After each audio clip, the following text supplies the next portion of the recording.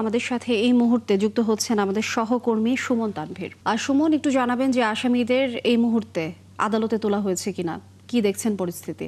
আমি গত সংবাদে জানাচ্ছিলাম, গত সংবাদে আমি যখন যুক্ত ছিলাম ঠিক তার কিছুক্ষণ আগে কিন্তু আসামিদের কোর্ট চত্বরে নিয়ে এসে গারদখানায় রাখা হয়েছে। একদম সর্বশেষ যদি আপনাকে বলি, কিছুক্ষণ আগে যে মূল আসামি অর্থাৎ গতকাল ডিবি পুলিশ সংবাদ সম্মেলনে যাকে প্রধান শুটার হিসাবে চিহ্নিত করেছে জিনাত, সেই জিনাতকে কিছুক্ষণ আগে কিন্তু কোর্টে নিয়ে যাওয়া হয়েছে। তবে কোর্টে নিয়ে যাওয়া হয়েছে কিন্তু আমাদেরকে যেটি জানানো হয়েছে, তিনি অন 64 করবেন, অর্থাৎ স্বীকারোক্তিমূলক জবানবন্দি দিবেন এবং তার জন্যই তাকে কোর্টে যে বিচারক তার খাস কামরায় তিনি অন 64 করছেন। এবং বাকি যে তিনজন অর্থাৎ পরিকল্পনাকারী যিনি ছিলেন বিলাল এবং সাথে আরও যে বাকি দুইজন ছিলেন, তাদের কিন্তু এখন পর্যন্ত গারদখানায় রাখা হয়েছে। আপনি সংবাদেই জানাচ্ছিলেন তাদের কিন্তু আসলে 7 দিনের রিমান্ড আবেদন করা হয়েছে, কিন্তু একজন মূল আসামি যাকে প্রধান শুটার হিসাবে শনাক্ত করা হয়েছে, তিনি যেহেতু অন 64 করছেন, সেই জায়গা থেকে হয়তো তার রিমান্ড আবেদন আর গ্রাহ্য হবে না। তাকে এখান থেকে কোর্টে তোলার পর তাকে হয়তো